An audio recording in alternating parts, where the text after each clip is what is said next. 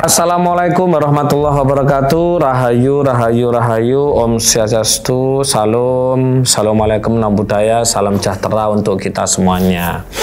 Oke teman-teman, bagaimana kabarnya pada kesempatan kali ini? Pasti sehat, kaya raya, sakti, bahagia.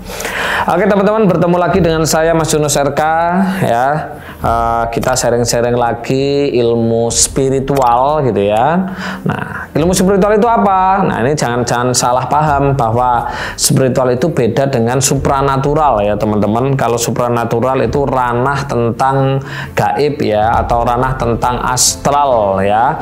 Tapi kalau spiritual itu adalah ilmu pola tata cara hidup, supaya kita mengerti hidup kita, sehingga hidup di dunia ini kita tahu ngapain kita dihidupkan di dunia ini, terus nanti kita seperti apa, bagaimana, dan nanti kembali kemana. Nah, tidak lain kalau di ilmu Jawa disebut dengan ilmu sangkan paraning dumadi. Nah, begitu. Kalau di dalam agama Islam disebut innalillahi wa inna ilaihi rajiun ya. Kita dari mana, kemana, ngapain, bagaimana, lewat mana. Nah, itu ya. Oke. Itu adalah ranah ilmu spiritual gitu ya. Spiritual berasal dari kata spirit. Spirit mananya semangat ya, artinya semangat. Dan semangat itu hanya ada pada hidup ya. Jadi bagaimana kita mempelajari tentang hidup. Oke teman-teman, pada kesempatan kali ini kita sharing fenomena yang banyak sekali di luar sana. Mungkin ini terjadi di sekelilingnya teman-teman gitu ya, atau mungkin juga teman-teman sendiri gitu ya. Karena saya melihat di lingkungan saya, di lingkungan banyak orang-orang gitu ya, yaitu kita bahas ya, banyak sekali orang yang sudah beragama gitu kan, sudah beragama, menjalankan ritualnya dan berbagai macam pernak-pernik yang ada di dalam agama itu, tapi faktanya, kenyataannya hidupnya masih aja kekurangan, masih sulit uang, masih susah finansial dan lain-lain. Banyak nggak teman-teman fenomena yang seperti ini? Pastinya pasti banyak sekali. Kenapa fenomena seperti ini terjadi? Nah, ayo kita bahas supaya teman-teman dalam menjalani yang namanya beragama itu tidak membawa kepada kekurangan gitu ya. Tidak membawa kekurangan, tetapi membawa kepada kelimpahan. Oke. Kalau kita beragama ya, seyogyanya yang harus kita pelajari pertama kali itu adalah kemanusiaan. Nah, yang kita pelajari adalah kemanusiaan dulu ya. Karena ketika kita tidak mempelajari kemanusiaan, kita akhirnya terlena di dunia agama. Yang kita pikirkan hanya sebatas apa? Surga dan neraka. Jadi kita akan menjadi seseorang yang hanya menjalankan ibadah gitu ya, menjalankan ibadah itu hanya surga dan neraka ya, yang diinginkan hanya seperti itu saja ya. Tapi tidak mengerti tentang kemanusiaannya. Akhirnya apa? Banyak sekali orang melaksanakan ritual ibadah tapi kelakuannya bagaimana? Masih menghina yang lain, oke, masih menyakiti yang lain, merasa benar. Ya kan? Betul nggak? Tetapi anehnya hidup mereka itu amburadul gitu loh. Hidup mereka kekurangan uang, sulit uang, sehingga yang terjadi ini hidupnya bermasalah. Ya, bermasalah. Akhirnya apa? Kualitasnya tidak bagus dalam menjalani ibadah-ibadah tersebut. Nah ini yang harus pertama. Tetapi kalau orang memahami tentang kemanusiaan ya, memahami kemana sebelum mereka beragama, mereka harus menjadi manusia dulu gitu loh. Ketika kita menjadi manusia, kita akan paham bahwa khairun nas anfa'uhum linnas. Coba di kata-kata di sini ya. Khairun nas anfa'uhum linnas. Jadi sebaik-baiknya di antara manusia adalah yang bermanfaat untuk manusia lain. Loh inilah, ini. Di sini ini banyak teman-teman yang terjebak sehingga melihat manusia yang beda gitu ya, beda agama atau beda organisasi atau beda apa, dia terjebak. Yang benar itu ada agamanya sendiri, yang benar itu organisasinya sendiri. Padahal sudah jelas dasarnya, ya, dasarnya, dalilnya khairun nas anfa'uhum linnas. Nah ini harus dipahami. Nah coba kalau kita bahas tentang uang ya teman-teman, tentang uang nominal mulai dari angka 1000, nominal 1000 sampai nominal 100 gitu ya, 100.000 itu coba dilihat masing-masing gambar pahlawannya cuma satu orang, ya kan, mulai angka 1000 Cut Nyak-Din, ya kan, ya sampai di angka 50.000 itu satu orang. Tapi kenapa di uang yang 100.000 ini itu gambarnya dua orang, yaitu Pak Soekarno dan Pak Hatta? Nah, ini maksudnya apa? Ini tidak semata-mata, mohon maaf, ini yang membuat desain uang ini semata-mata hanya membuat desain gitu aja, enggak. Sebenarnya bisa saja kalau gambarnya dibuat Pak Soekarno, bisa kan gitu. Tapi kenapa kok ada Pak Hatta juga? Nah, ini perlu dipahami. Karena kita diminta bagaimana kita bermanfaat untuk manusia-manusia yang lain. Tapi kenyataannya, faktanya gitu ya, teman-teman dalam menjalankan kehidupan dengan beragama gitu ya, itu tidak secara kafah gitu loh. Tidak secara kafah. Katanya agama itu rahmatal lil alamin gitu ya. Rahmat, cinta, kasih untuk semesta alam. Ya kan? Untuk semesta alam gitu loh. Tetapi anehnya ketika melihat orang yang beda agama itu langsung tuh ada terlintas pikiran, wah itu neraka, itu kafir itu sesat tuh. Nah, ketika teman-teman yang model seperti itu gitu ya, tidak heran hidupnya pasti susah, pasti nggak mungkin nggak. Finansialnya pasti buruk, ekonominya pasti buruk, ya, jatuh bangun, itu pasti seperti itu. Kenapa kok seperti itu? Karena ketika Anda beragama model-model yang seperti itu, ya otomatis di situ ada kebencian di sini. Ada kebencian, ya. Jadi cakra jantungnya, hatinya, dadanya, jantungnya ini masih ada kebencian. Padahal jantung dada ini secara hakikat di sini ada Baitullah. Bait itu rumah, Allah itu Tuhan. Ini secara hakikat ya teman-teman, jangan disalahpahami secara syariat ya. Kalau secara syariat ya di Mekah ya, bagi teman-teman yang Muslim. Secara Kristen ya di Vatikan sana ya, atau ada tembok ratapan di Yerusalem dan lain-lain gitu ya. Tapi secara hakikat itu rumah Tuhan di sini gitu loh. Di sini gitu. Tetapi ya coba kalau Tuhan yang ada di sini gitu ya, fungsi dari Tuhan menghidupi diri kita apa? Yaitu magnet rezeki, teman-teman. Magnet rezeki, ya kan? Di RKRU juga sudah saya jelaskan. Selain magnet rezeki, yaitu fungsinya adalah untuk menghidupi. Kenapa kok Tuhan tidak mau menghidupi teman-teman? Karena teman-teman tidak khairun nas anfa'uhum linnas, gitu loh. Tidak baik, ya, tidak baik dan tidak tidak bermanfaat untuk orang lain. Jangankan kok manfaat gitu loh. Ya, tapi apa? Diam aja nggak mau, malah ada perspektif diri saya itu paling surga, paling baik dan di situ kotor gitu loh teman-teman. Itu kotor. Logikanya seperti ini ya. Baitullah ini rumahnya Tuhan nih.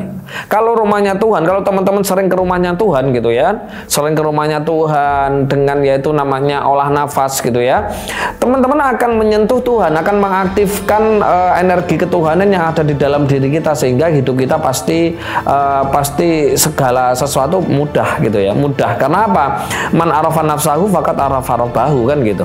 Siapa mengenal dirinya pasti mengenal Tuhannya.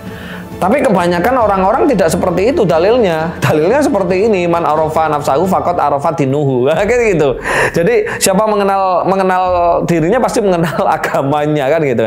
Yang dipelajari itu bagaimana kita mengenal diri kita gitu loh, ya. Dengan kita beragama, kita harus mengenal diri kita, bukan malah merasa benar kepada diri kita. Nah, ketika Baitullah ini diberikan rasa benci, dongkol, pegel, mangkel terhadap orang lain gitu kan, di situ otomatis rasanya gimana? Teman-teman rasanya ketika dongkol gimana? Ketika dongkol, rasanya kan nyesek ya, nyesek banget kan. Nah, ketika nyesek itu gitu ya, otomatis energi ketuhanan dia tidak aktif.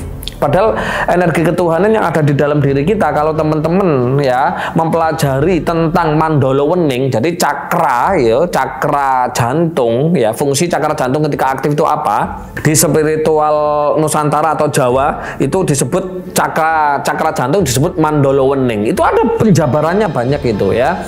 Itu ketika aktif salah satunya garis besarnya untuk ketenangan, kedamaian, kebahagiaan dan kekayaan, teman-teman. Nah, itu seperti itu gitu loh ya. Tapi kenyataannya, faktanya banyak orang merasa taat beragama gitu ya, sudah melaksanakan semua perintah-perintah agama. Kenapa masih susah gitu loh? Karena dia lupa bahwa Tuhan ada di dalam dirinya gitu loh. Tuhan dianggap di luar sana jauh gitu loh ya. Padahal dalilnya sudah jelas kan, Tuhan tidak lebih jauh dari urat leher gitu. Kalau urat lehernya kita menempel terus di mana kan gitu. Nah, disitulah akhirnya apa? Yang diisi gitu ya, yang diisi di jantungnya kan gitu ya. Itu hanya apa? Hanya kebencian dan lain-lain. Nah, kita kembali kepada uang 100.000 lagi ya. Di 100.000 itu tadi ada gambarnya Pak Soekarno dengan Pak Hatta, dan di mana dua orang ini saling tersenyum gitu loh. Berarti di sini menunjukkan ada satu apa yang harus dilakukan ya, harus dilakukan. Kita benar-benar harus bahagia, senyum, tenang, dan yang kedua kita harus bermanfaat kepada orang lain gitu loh ya. Kita harus bermanfaat, bukan malah mencaci maki, bukan malah merasa benar gitu kan. Gitu yang harus dipahami. Makanya ketika teman-teman memahami ilmu hidup ya, ini yang harus teman-teman pahami. Kenapa kok teman-teman sudah sangat-sangat taat sekali beragama, hidupnya masih susah gitu ya, hidupnya masih amburadul? Karena sejatinya agama itu, teman-teman, di situ untuk membentuk karakter manusia menjadi manusia baik. Nah ini, saya ulangi lagi. Jadi agama itu muncul di permukaan bumi ini, kalau kita mempelajari tentang histori-histori yang ada, di situ untuk satu, ya kan, menjadikan umatnya, pengikutnya, manusia yang berkarakter baik. Nah, di situ, ya, ini harus dipahami. Tapi kalau teman-teman sudah taat beragama, merasa luar biasa sekali dalam beragama, dan ketika sholat itu seolah-olah gitu kan. Nah, karena dulu saya diajari kayak gitu, seolah-olah dipandang Tuhan gitu.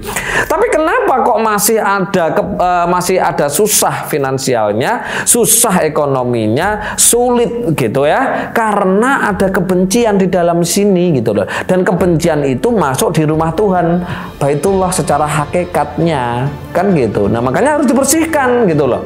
Makanya tidak heran orang yang model-model seperti itu, yang rata-rata hanya taat beragama gitu ya, tapi tidak berspiritual, hidupnya pasti susah gitu loh.